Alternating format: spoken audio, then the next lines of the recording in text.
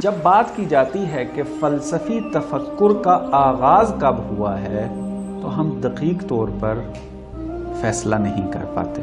مشہور جو کیا گیا ہے فلسفی تفکر کا آغاز یونان سے ہوا ہے، اور پھر کہتے ہیں کہ یونان سے جب یہ فلسفہ چلا تو آہستہ آہستہ اس نے دوسری قوموں کو تسخیر کیا اپنے ان افکار و نظریات کے ذریعے، اور آج وہ جو فلسفہ موجود ہے وہ یونانی فلسفہ ہی کا ایک تکامل یافتہ مرحلہ ہے کہ جو اس وقت امتوں میں موجود ہے۔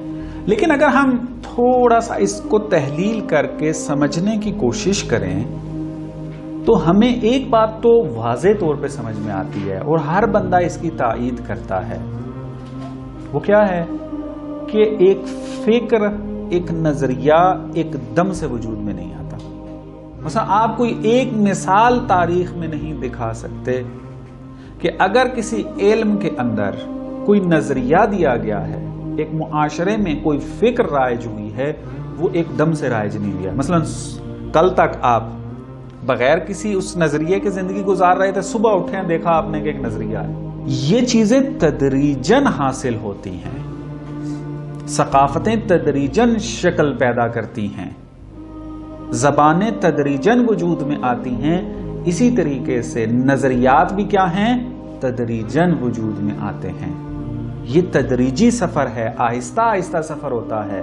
یعنی آج بھی آپ دیکھیں اگر جدید کوئی نظریہ سامنے آتا ہے تو ان مفکرین، ان ماہرین نے کیا کیا ہوتا ہے؟ اپنے اسلاف کے، اپنے بزرگان کے یا ماضی کے جو ماہرین و مفکرین ہیں ان کی میراث علمی کے اندر تفکر کیا ہوتا ہے، ان سے تاثیر و تاثر لیتے ہیں، تب جا کر ایک نظریہ نیا جو ہے وہ وجود میں آتا ہے۔ تو جو یہ قائل ہیں کہ فلسفی تفکر کا آغاز یونان سے ہوا ہے، ان کو اس سوال کا جواب دینا ہوگا کہ کیسے بشر بغیر فلسفی تفکر کے زندگی گزارتا رہا اور پھر یونان میں ایک دفعہ سے فلسفی تفکر شروع ہو گیا۔ اس کی توجیہ کیا کریں گے آپ؟ وہ پیش کرنی ہوگی ان کو۔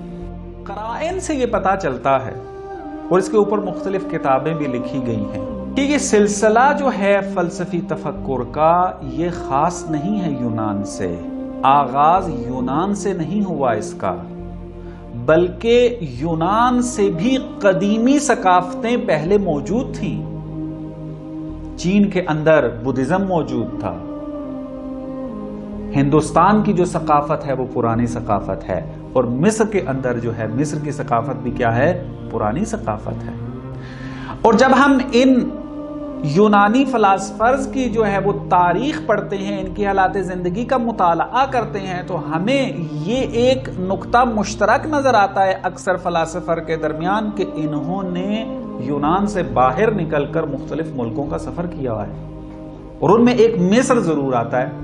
اور بھی بہت سارے قرائن ہیں۔ قرائن اگر جمع کیے جائیں تو نتیجہ یہ نکلتا ہے کہ یہ باہر جاتے تھے، مختلف تہذیبوں سے، مختلف قوموں سے جا کر ملتے تھے، ان کے افکار، ان کے نظریات کا مطالعہ کرتے تھے، ان سے تاثیر لے کر تفکر کر کے جب یونان آتے ہیں تو وہاں سے ایک نئی فکر کا آغاز ہونا شروع ہوتا ہے۔ اور پھر کیا ہوا؟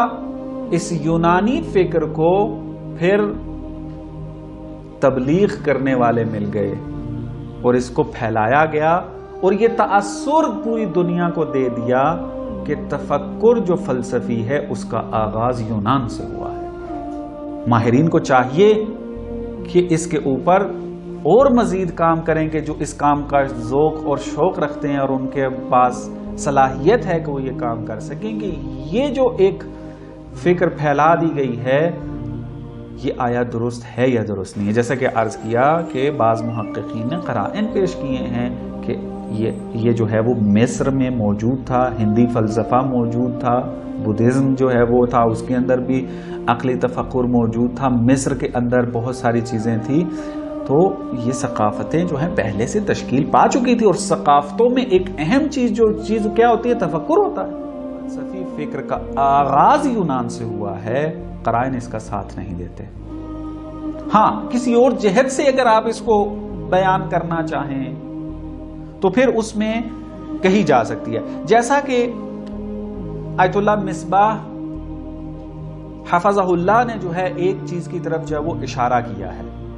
مثلا فرماتے ہیں کہ معمولاً بشری افکار کے اندر وہ بشری افکار کے جو وجود کے متعلق، کائنات کے متعلق، کائنات کے آغاز اور انجام کے متعلق نظریات موجود تھے، وہ معمولاً مذہبی اعتقادات کے ساتھ موجود ہوتے تھے. فرماتے ہیں کہ فلسفے کے تاریخ دانوں نے، مورخین فلسفہ نے یہ کہا ہے کہ وہ مجموعہ قدیمی ترین کہ جو فقط اور فقط فلسفی پہلو رکھتا ہو اور اس کے اندر مذہبی اعتقادات موجود نہ ہوں اس کے ہمراہ، یہ مجموعہ افکار کا یونان سے وجود میں آیا ہے. اس کائنات کی شناخت، اس کائنات کا آغاز، اس کائنات کا انجام، اس کے بارے میں جستجو کرنا شروع کی اور اس کی مختلف تفسیریں بیان کی، موجودات میں جو تحولات آئے اس پر گفتگو کی، مختلف نظریات جو ہیں وہ وجود میں آئے. اور پھر اس بات کا یہی تذکر دے رہے ہیں نیچے آگے، فرماتے ہیں کہ ان حکماء نے چھپایا نہیں ہے اس بات کو کہ ان کے جو یہ نظریات ہیں وہ مذہبی عقائد اور شرقی ثقافتوں سے متاثر ہیں. یعنی اگر ان کی باتوں کو صحیح طریقے سے جو نقل ہوا ہے اس کو دقت سے پڑھا جائے تو ملتی ہیں ایسی عبارات کہ جس کے اندر یہ قرائن موجود ہیں کہ یہ جو یونانی نظریات موجود ہیں کہیں نہ کہیں اس کے پیچھے مذہبی اعتقادات کا تاثیر ہے یا پھر شرقی ثقافتوں کی تاثیر جو ہے وہ موجود ہے. اور شرقی ثقافتیں جیسے آپ کو بتایا ہے، ہندوستان ہے، مصر ہے، چین ہے جہاں پہ بدھزم موجود تھا اس کے اندر آ کے، تو یہ قرائن ملتے ہیں. بہرحال چونکہ آپ یونیورسٹیز کے لیول پہ دیکھ لیں، میڈیا لیول کے اوپر دیکھ لیں، ویسے گفتگو میں اتنا زیادہ اس بات کو پھیلایا ہے کہ اب آج کے دور کے ہر بچے، ہر جوان، ہر بزرگ کے زبان پر یہ جملہ چڑھا دیا ہے کہ فلسفے کا آغاز یونان سے ہوا ہے اور اس کے اندر بہت زیادہ سیاست بھی ہوئی ہے. اور یہ اگر تاریخ کا مطالعہ کریں اور ان آثار اور ان قرائن کو اکٹھا کریں تو آپ کو پتہ چلے گا ان چیزوں میں. یعنی بعض چیزیں جو مطالعہ میرے نظر سے گزرے ہیں تو یہ چیزیں سامنے آئی ہیں کہ کیسے کیسے جو ہے وہ حربے استعمال کیے گئے اس فکر کو معاشرے میں رائج کرنے کے لیے اور دوسری ثقافتوں کو کم رکھ کے، یعنی ثابت یہ کرنا چاہتے ہیں کہ جتنی ثقافتیں ہیں وہ کس کے تحت تاثیر ہیں؟ یونانی. حالانکہ قرائن اس کے خلاف ہیں،